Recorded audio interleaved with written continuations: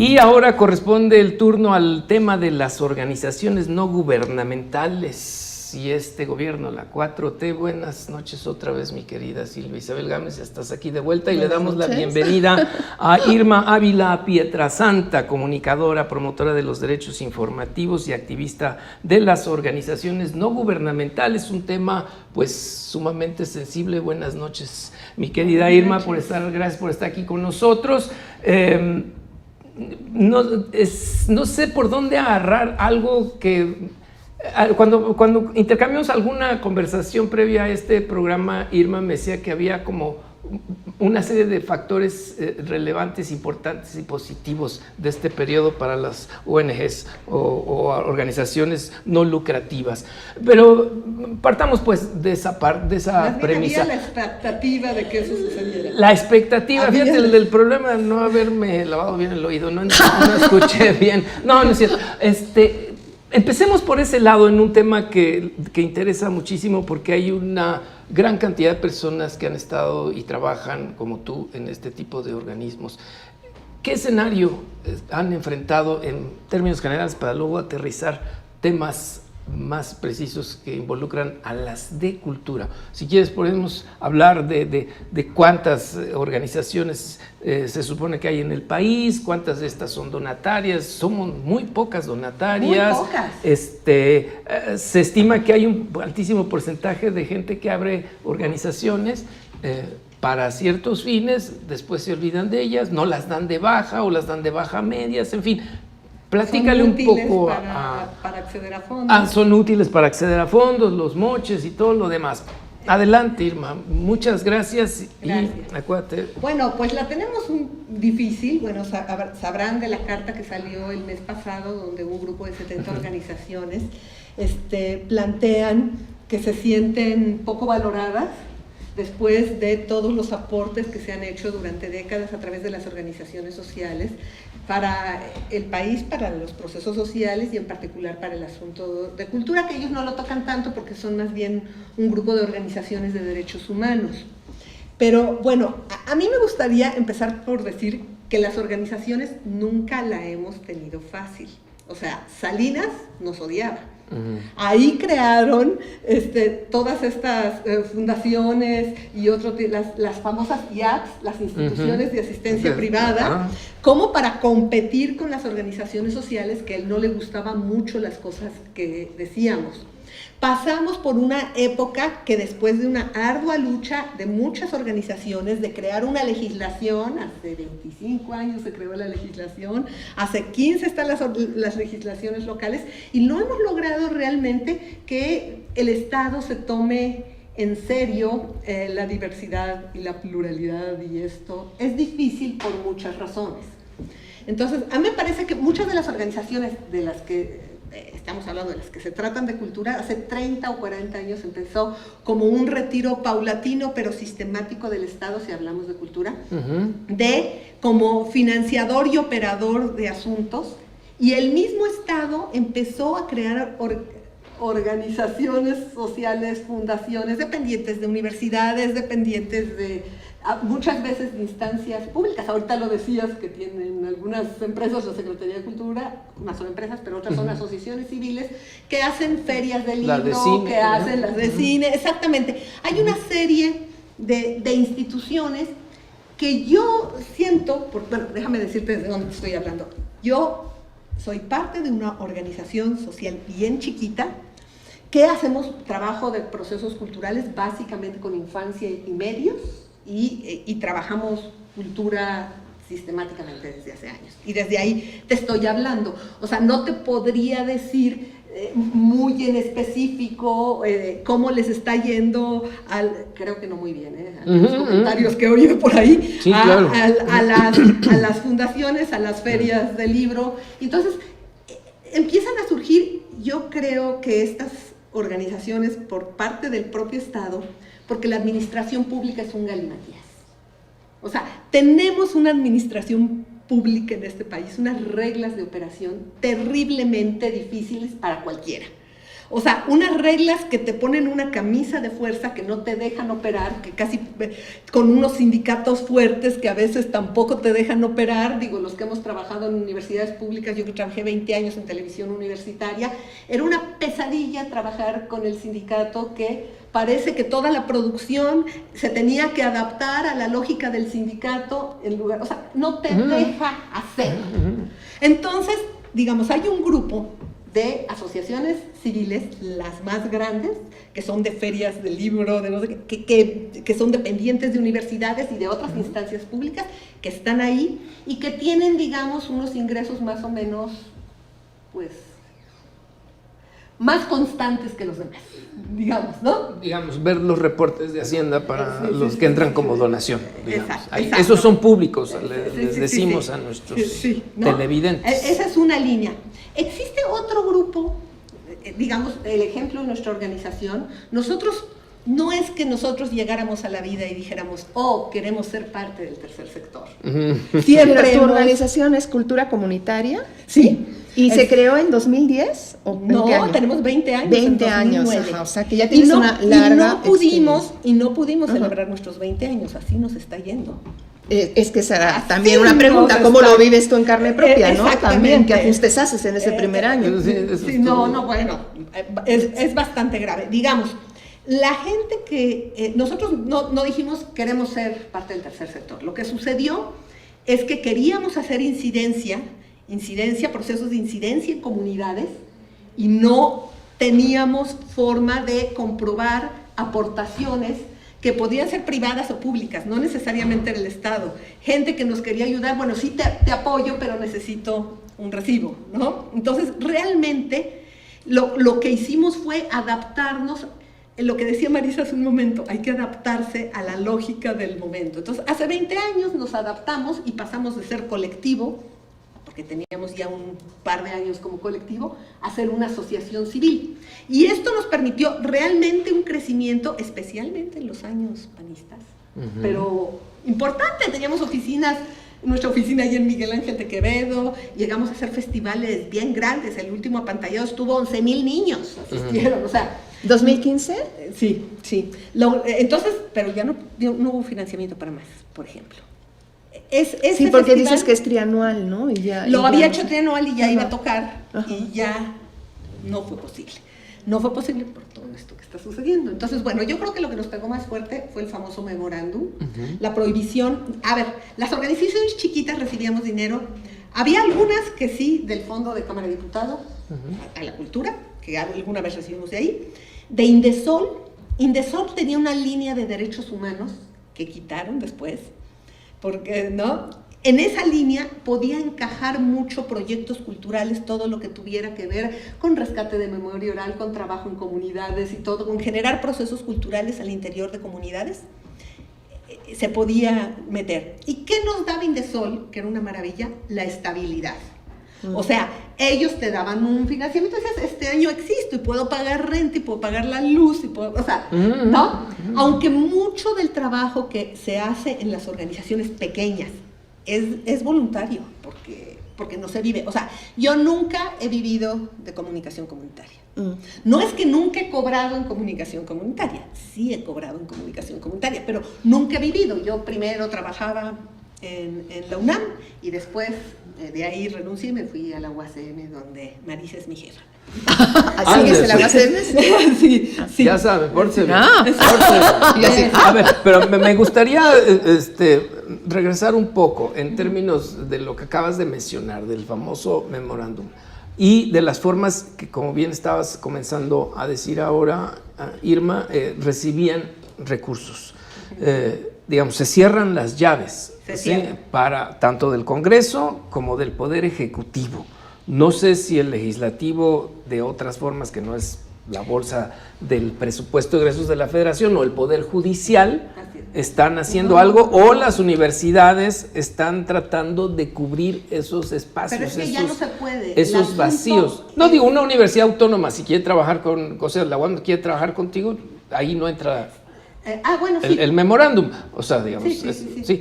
Sí, pero en general es muy difícil, porque muchos de nuestros interlocutores sí sí responde. Digamos que hubo una tradición de alguna forma y muy alentada por los etiquetados, muy alentada por la distribución de los recursos desde el Congreso. Digamos, les pega. Aquí el tema es cuántas han resistido, o sea, cuál es el escenario para muchas de estas organizaciones que vivían prácticamente o totalmente de esos fondos y que de pronto se quedaron ni para el agua, ni para la luz, ni para el teléfono, ni para nada. Yo creo que la mayoría sobrevivíamos de estos fondos. No, entonces, yo creo que la mayoría. el tema es si hablamos que había la mortandad, o sea, ¿qué tantos decesos? No lo podemos saber ahorita. Hacienda quizás pueda tener esos datos por bajas en el SAT, bueno, por ejemplo. Nosotros nos dimos de baja en el SAT, seguimos operando, o sea, caso de nosotros. Cuando vimos ese escenario, dijimos, bueno, aquí no va a haber para dónde hacerse, pero ya teníamos 6 años con problemas antes. O sea, yo quiero decir que no nos ha ido bien, como empecé diciendo, o sea, con Salinas tuvimos muchos problemas. El PAN fue una época en que como se negociaron la ley esta y todo, como que hubo más fluidez, y cuando llega Peña, esa fue la primera gran cerrada de llave para muchas ONGs. Todos los que teníamos fondos de Indesol quitaron la posibilidad de financiamiento a proyectos de estos, de cultura a través de derechos humanos y cultura. No, se empezaron a orientar al asunto mucho más asistencialista. Y yo quiero decirles que incluso fue un escándalo porque en el primer año de Peña, muchas organizaciones nos empezamos a organizar porque de un día para otro nadie sabía quiénes se habían ganado los fondos. Salían unos folios y nos preguntábamos entre todas que sabemos hacer proyectos, que nadie se los había ganado. Alguien sacó por información pública la lista y eran una lista de organizaciones que eran soberanas desconocidas. Yo fui a presentar a un año, y esto yo lo vi, nadie me lo contó, a un año tienes que presentar Indesol, te den o no te den dinero, ¿qué hiciste? Queríamos presentar el informe de comunicación comunitaria y no entraba en el sistema por algún problema, que era creo que de mi RFC. Yo vivo muy cerca de la oficina de Indesol, me habla mi asistente y le dije, ¿sabes qué? Estoy en la puerta, Indesol, me voy a pasar a ver qué pasa y te alcanzo. Entonces llego a la puerta y me dice el policía, ¿usted viene para el informe de las organizaciones? Sí, pásele. Y yo aquí con mi INE. Ok, pásale. Están en los 2 últimos salones, esto yo lo vi. Entonces llego al salón y veo, voy a ser descriptiva, un salón lleno de personas, señores que se veía que eran como campesinos con su sombrero, algunos así como abogados muy formalitos, así, ¿no? Y señoras que se ve que son señoras de su casa. Quiero decir, las organizaciones sociales tenemos otras características. Claro. Entonces llego y les dicen, y en el punto tal contestan tal cosa. Órale. Yo así, y dije, no, me confundí. Yo todavía bien pensada dije, les están dando una capacitación. Qué bueno que para que esta gente pueda desarrollar en sus comunidades. ¿Qué cosa nos cuentas? ¿Qué cosa, Dios mío? Me voy al salón de junto y están haciendo el proyecto del año siguiente. Y en tal punto tienen que ponerlo así. El dirigismo. Me regreso al primero, me quedo viendo a un señor y el señor decía, es que no entra. Entonces viene la señorita, ¿qué no entra? No, es que no entra, ya le puse el año. Señor, no es el año que estamos viviendo, es el año en el que recibió el recurso. O sea, esas personas que estaban ahí habían recibido el recurso, habían tenido... Yo quiero saber de qué manera esas gentes tenían puntos, porque lo que sí publicaron con los folios fue el porcentaje sobre 100, y había proyectos de 98, 99, 97, lo cual es imposible, o sea, simplemente porque esos puntos te suman según, por ejemplo, los sectores a los que llegas. Un proyecto para que tenga 98 tiene que llegar a la comunidad entera, a trabajar con los niños, las mujeres, los jóvenes, o sea, es una sumatoria imposible. Todos los que ganábamos fondos antes teníamos 80 y tantos puntos, 80 puntos, entonces de pronto llegaron un grupo de organizaciones que ganó, entonces no pensemos que esto es de ahorita. Nosotros dejamos de tener oficina en Miguel Ángel de Quevedo con Peña, porque simplemente no hubo posibilidad de tener más acceso a este tipo de financiamiento desde eso. Y bueno, lo del memorándum, porque uno siempre encuentra el modo, ¿no? Buscas que te apoyen de otra manera, instancias del gobierno, lo que sea, vamos a trabajar juntos, vamos a querer quién fonata algo, vamos a hacer, ¿no? Y con el memorándum, ahí sí nos mataron, porque claro, ya ni Indesol, ni el legislativo, ni el Ejecutivo. Y además no dan otras alternativas. Estamos en Conéctate a la Casa Rafael Galván, aquí en la Colonia Roma, en este espacio de la Universidad Autónoma Metropolitana, con Irma Ávila Pietrasanta, que como ustedes están viendo, de que sabe y tiene pleno conocimiento y experiencia directa, maravillosa, y no dan alternativas, Silvia. O sea, yo argumentaba en algún artículo mío que está bien si un momento se controla esto para el tema de la corrupción, de la transparencia, pero bueno, a las que están bien, a las organizaciones que sí trabajan bien, que lo han probado, tampoco les dieron ninguna oportunidad y no crearon otras medidas. Te pregunto, o sea,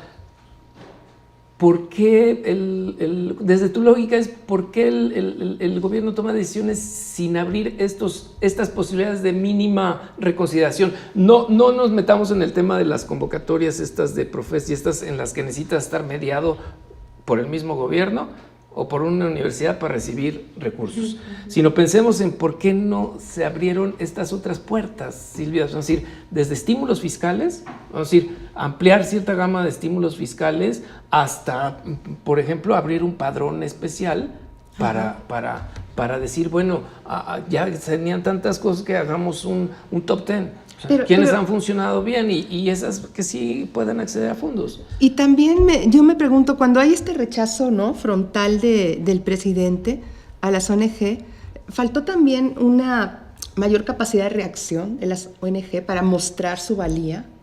Yo creo que estamos reaccionando tarde. Eso, bueno, sin duda, estamos reaccionando tarde, pero yo creo que todos estábamos de bien pensados como Eduardo.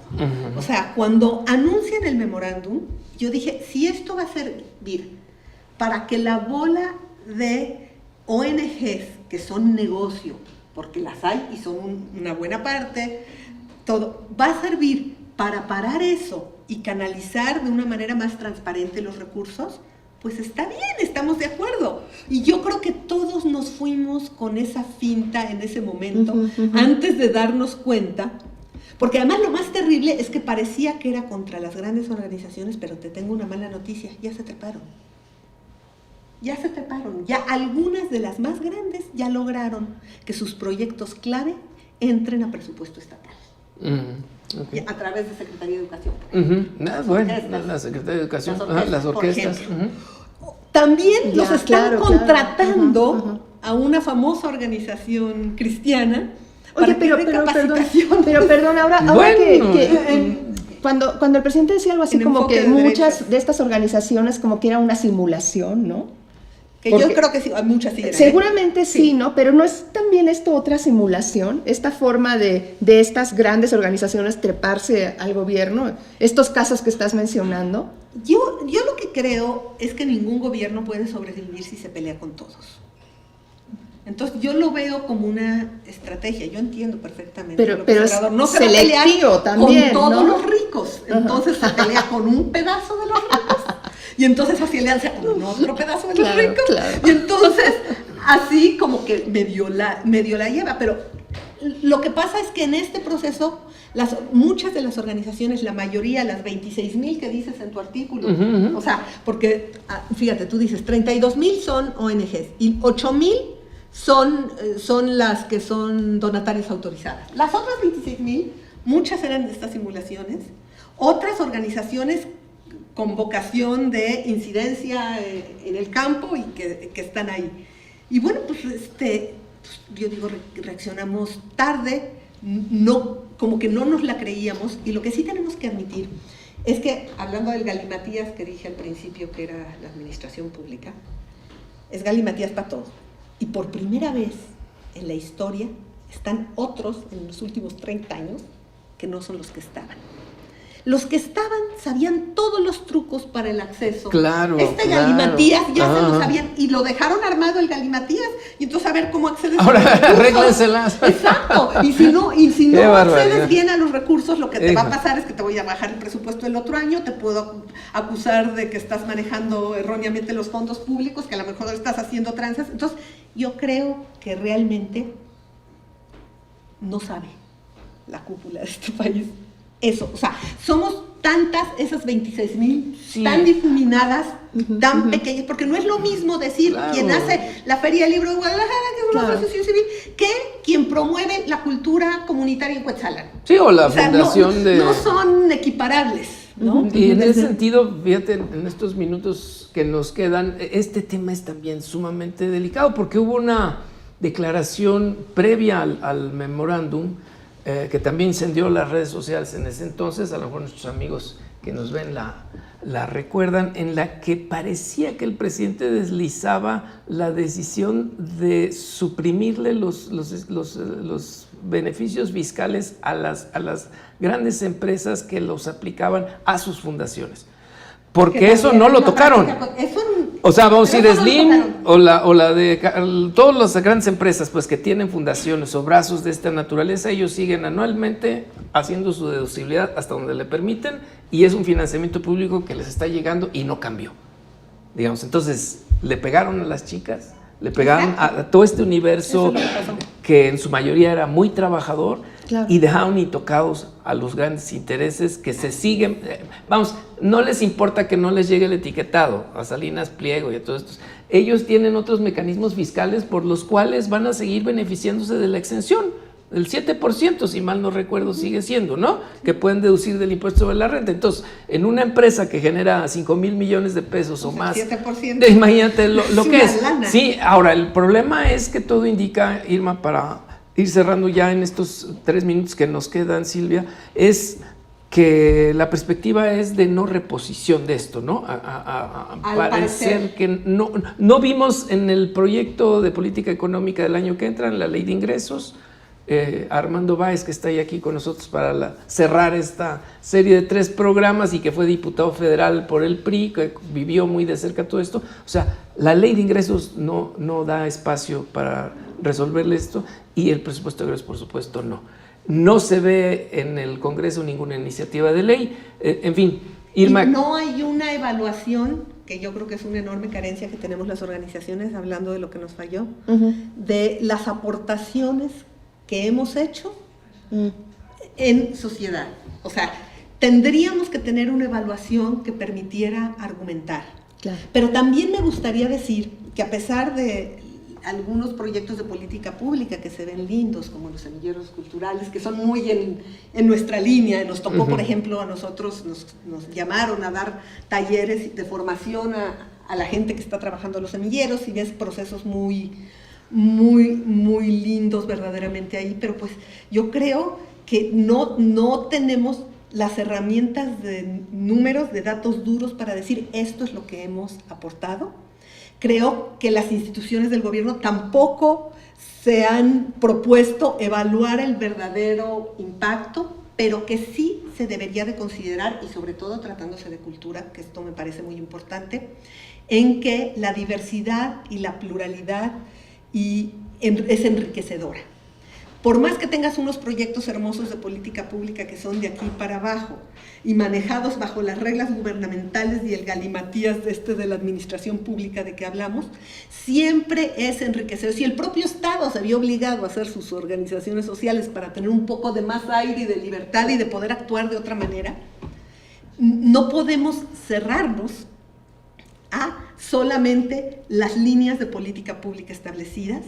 Tendrían que reconsiderar, tendría que haber una línea más que aceptara y acogiera las propuestas diversas que las organizaciones desde territorio tienen y que no las puede imaginar ni el más grande investigador en su escritorio. Y permitir que estas propuestas enriquecieran la propuesta cultural. ¿Y por qué el Estado tendría que darles dinero a ellos? Pues porque el Estado está obligado a garantizar los derechos culturales de los mexicanos. Y entonces no está habiendo una línea de financiamiento que permita no solo que las organizaciones sigan haciendo lo que saben hacer y en lo que tienen mucha experiencia y puedan dar sus aportes. No hay una línea que permita diversificar, dar pluralidad, dar multiplicidad de enfoques, dar propuestas que tengan que ver con territorio y con la gente y con la vida cotidiana de la gente. Pues sí, y además el escenario es mucho más grande. Recordemos, Silvia, que existe la cuenta satélite de instituciones sin fines de lucro, que además ahí nos da todo otro panorama, porque en este mundo tan complejo y vasto que hemos tratado de abordar en estos minutos de entrevista con Irma sobre las organizaciones no gubernamentales, entran las religiosas, entran las educativas que ya has mencionado, sí, están las deportivas. Sí, y que ahí también ahí hay que conceder la razón al presidente López Obrador. Ha habido muchas cosas ahí que no han funcionado, entonces pues buscaremos más adelante, que no será el año que entra, ¿eh? O sea, en la Universidad Autónoma Metropolitana está comprometidísima a seguir generando espacios de reflexión. Los próximos, por cierto, en Rectoría General son sobre los, esperamos, planes sectoriales que se deberán de presentar en las próximas semanas. Pero bueno, por lo pronto, Silvia, pues despedimos a nuestra querida Irma Ávila Pietrasanta, conocedora de todos estos temas, encabeza su propia organización no gubernamental, su actividad dentro del sector de la cultura, el tercer sector también conocido, y bueno, pues les recuerdo.